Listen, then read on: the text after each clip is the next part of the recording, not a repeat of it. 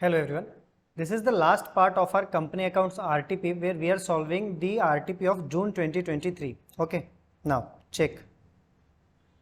देखो June 2023 what are they saying? Finapolis Limited is a company with an authorized capital of 4 crore equity share of 10 each of 30 lakh share had been issued and fully paid up. Oh, 2 per share on application 2,60,000. This question is we have already solved this in May 2020 attempt. When you will check the previous video, go and check May 2020. There the name is Piyush Limited. Piyush Limited. Okay. They have seriously not used any work. Not they are not doing. See, they have just doubled the number of shares. बाकी सब कुछ एकदम same है. सिर्फ क्या किया है, ये सारे नंबर ऑफ शेयर्स डबल कर दिए. 8,40,000 कर दिया इधर. फर्दर इशू 2,60,000 कर दिया इधर. In Piyush limited here it was 1,30,000, here it was 4,20,000. The exact answer of Piyush Limited you can just cut, copy and paste right in this answer of Finapolis Limited. बस figures को double करना और कुछ भी नहीं करना. Just double the figures and you will get the entire answer. Entire question is same. बात समझ में आ गई? चलो उसके बाद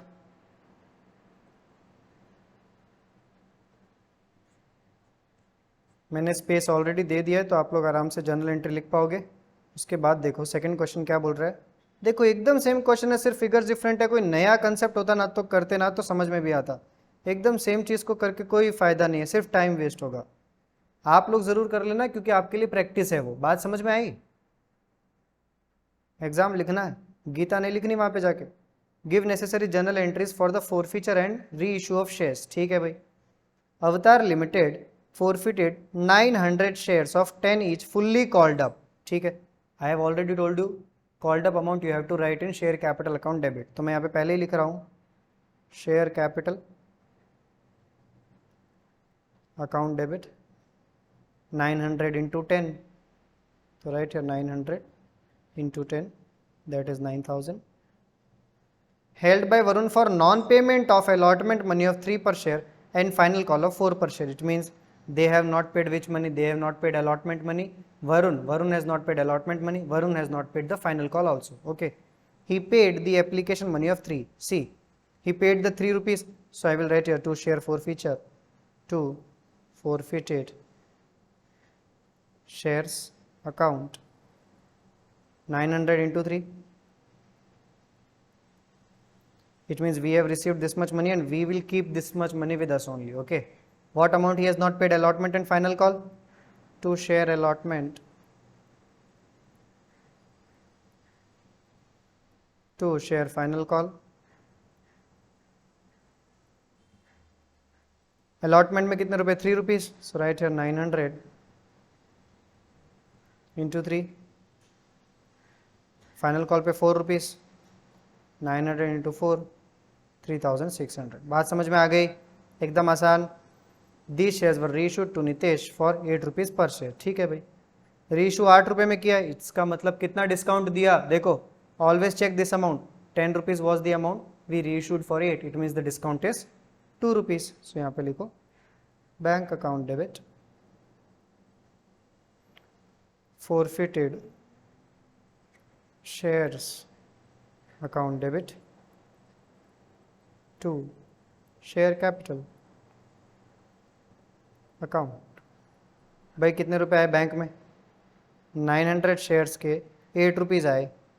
900 शेयर्स के 2 रुपीज़ डिस्काउंट था. टोटल थे 900 शेयर्स के 10 रुपये. 9 8 ज़ा 72, 9 2 ज़ा 18, 9 10 ज़ा 9,000. बात समझ में आ गई? और फाइनल एंट्री हमारी favourite entry, forfeited shares account debit to capital reserve account. तो भाई क्या क्या चेक करना है हमको? ये वाला अमाउंट 3 रुपीज़ और ये वाला अमाउंट 900 शेयर्स थे जो रीइशू किए. 3 रुपये कमाए, 2 रुपये डिस्काउंट दिया. देखो 900 शेयर्स थे जो रीइशू किए, 3 रुपये कमाए और 2 रुपये डिस्काउंट दिया.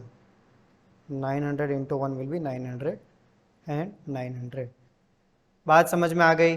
अरे एकदम सिंपल. आगे बढ़े.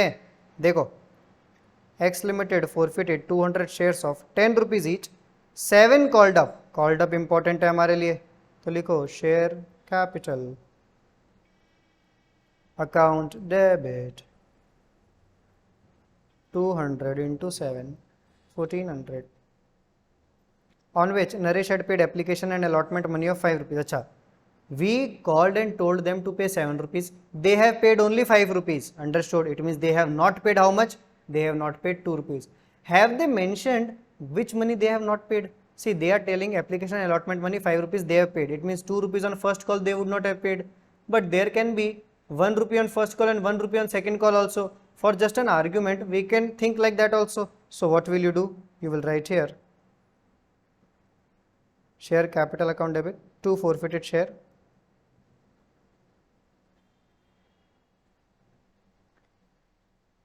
For our convenience, we can write 2 share first call 2 rupees, or you can write 2 calls in arrears also. Okay, 2 share first call, because they have not paid the first call money. How much money they paid? That much we will keep. 200 into 5 they paid, so 1000 rupees we are keeping. 200 rupees into 2 they did not pay, so that is share first call 400. ठीक है. अच्छा, अब reissue करोगे. Out of these only 150 shares were reissued to Mahesh as fully paid up for 6 rupees. Okay, so bank account debit, forfeited shares account debit,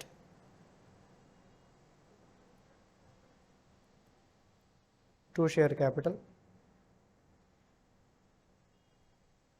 bank account में कितने रुपए आए? 6 रुपए. तो right here 150 into 6, 900. 4 rupees discount, 150 into 4, 600. Total shares were 7 rupees, sorry 10. 150 into 10 was the value, so 1500. When they are saying fully paid up, then you will always write here the nominal value 10 rupees. बात समझ में आ गई? चलो, उसके बाद क्या है? forfeiture to capital reserve. लिखो यहाँ पे forfeited shares account debit to capital reserve account. कितना लिखोगे? एकदम सिंपल. कितने शेयर रीइश्यू किया? 150. How much we earned? 5 rupees. How much discount? 4 rupees. So 150. 150. बात समझ में आ गई? एकदम आसान है. आगे बढ़ूँ? हाँ सर, आगे बढ़ो. सर ये कब ख़त्म होगी? बस ख़त्म हो ही गया. देखो लास्ट क्वेश्चन है सौम्या लिमिटेड, फटाफट कर देते हैं. सेम क्वेश्चन आप लोग पहले भी कर चुके हो ये, ठीक है. हमारे प्रीवियस वीडियो में हम लोग ये सेम क्वेश्चन कर चुके हैं. दिखाऊं? बोलना हो दिखाऊं क्या? देखो कहाँ पे है सौम्या लिमिटेड. यहाँ पे भी कर लेते हैं, प्रीवियस वीडियो में चेक कर लेना. है ही कंफर्म, ये क्वेश्चन मैंने किया है यहाँ पे वीडियो में, ठीक है. देखो क्या बोल रहा है सौम्या लिमिटेड में. They issued 30,000 12% debenture of the nominal value of 15 lakh as follows. Nominal value 15 lakh यानी कि एक शेयर की वैल्यू कितनी हो गई? 30,000. तो फिर आप लोग यहाँ पे डिवाइड करके देखो 30,000 से 4 zeros 4 0 गए, यानी कि 500 बोल रहा है. 500 ही है ना? हाँ 500 ही. देखो इसका मतलब, तो फिर देखो पहला ऑप्शन क्या बोल रहा है? To sundry persons for cash at 90% of nominal value of 75 lakh, यानी कि debentures nominal value 75 lakh but we are issuing at 90%. It means we are giving them discount of 10%. Understood? तो पहला लिखो ए बैंक अकाउंट डेबिट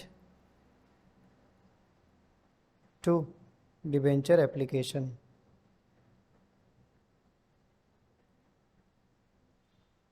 कितना लिखोगे? 75 lakh into 90%. सो 75 लाख के debentures थे, multiply 90%, you will get 67,50,000. 67,50,000. उसके बाद क्या लिखोगे? ये पैसे ट्रांसफ़र करने होंगे. Debenture application account debit. Discount दिया है तो लिखो discount on issue of debentures account debit to debentures debentures कितने के थे टोटल? 75 लैक्स के। हमने कितने में इशू किए? 67,50,000 में। हमने डिस्काउंट कितना दिया था? 10%। तो 75 लाख का 10% 7,50,000। बात समझ में आ गई? है एकदम ईजी, बस फटाफट फटाफट सोचना होगा वहाँ पे। इतना जितना ज़्यादा प्रैक्टिस करके जाओगे ना उतना ईजी होगा। To a vendor for purchase of fixed asset worth 30 lakh we issued 3750 lakh rupees nominal value debenture. मतलब we went to purchase fixed asset, we purchase fixed asset worth 30 lakh rupees, okay, but we are giving him debentures in return of 37,50,000। बात समझ में आ गई? चलो लिखो। इसका मतलब आप लोग लिखोगे we purchase fixed asset, so you will write fixed assets account debit to vendor. कितने का लिया था एसेट? 30 लैक्स का। उसके बाद we are paying the vendor, it means I am giving him debentures of rupees 37,50,000 at 30 lakhs only. इसका मतलब हम लोग उसको क्या दे रहे हैं? हम लोग उसको डिस्काउंट दे रहे हैं। Vendor account debit, how much we are suppose to pay vendor? 30 lakh, 30 lakh, and we are giving him discount on issue of debentures account debit to debentures। कितने के डिबेंचर्स दे रहे हैं भाई? 37,50,000 के डिबेंचर्स दे रहे हैं। It means we are giving him discount of 7,50,000। बात समझ में आ गई?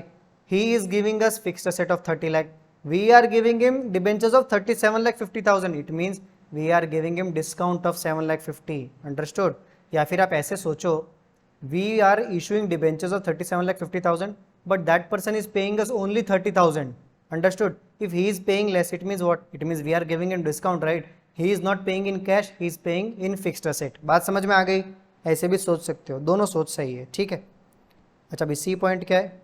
सी पॉइंट है आपके पास, to the banker as collateral security for a loan of 30 lakh we are giving 37,50,000 का debentures as a collateral security. आप लोगों ने सुना होगा कि हम लोग को ज़मीन, बिल्डिंग, घर, कुछ ना कुछ गिरवी रखना पड़ता है बैंक के पास to get the loan. You have to give some mortgage और असेट्स, नो, to get the loan from the bank. So we are getting a loan of 30 lakhs, bank account debit to bank loan of 30 lakhs, 30 lakhs। बात समझ में आ गई? और याद रखो, whenever you are giving debentures as collateral security you will not pass any journal entry। बात समझ में आ गई? सिर्फ एक नोट्स टू अकाउंट्स लिखना होगा। वो नोट्स टू अकाउंट्स हम लोगों ने पिछले क्वेश्चन में लिखा ही है एकदम। आप लोग चेक करोगे ना तो आप लोग को मिल जाएगा, शायद सेकेंड या थर्ड अटेम्प्ट वाले क्वेश्चन में था ये। आप लोगों ने पूरा का पूरा नोट लिखा है उसमें। आपको दिखा देता हूँ, एक सेकेंड, मेरे साथ साथ रहना, आगे मत जाना। कहाँ गया भाई नोट? हम लोगों के first part of the video में लिखा हुआ है, देखो ये रहा। कौन सा अटेम्प्ट का क्वेश्चन है ये? मई 2018 फर्स्ट अटेम्प्ट। जो फर्स्ट वीडियो हम लोगों ने बनाया ना उसमें थर्ड क्वेश्चन देखोगे ना, उसमें ये नोट लिखा हुआ है, यही नोट चाहिए। No entry is made in the books of accounts, एकदम देखो सेम ही क्वेश्चन है। यहाँ पर बस नाम है रिया लिमिटेड। बात समझ में आ गई? यही हमारे सारे के सारे क्वेश्चन थे। मई 2018 से लेके जून 2023 तक जितने भी आरटीपीस थे हम लोगों ने 3 पार्ट में सॉल्व किए, 3 वीडियोस में, ठीक है। आप लोग चेक कर सकते हो, मेरे साथ साथ सारे आंसर सॉल्व करना। PDF I have already given the link, वो डाउनलोड कर लेना, उसमें टेबल्स बनी हुई है, सॉल्व मेरे साथ साथ, ठीक है। प्लीज़ प्लीज़ सॉल्व करना, प्रैक्टिस बहुत ज़्यादा ज़रूरी है। Thank you so much.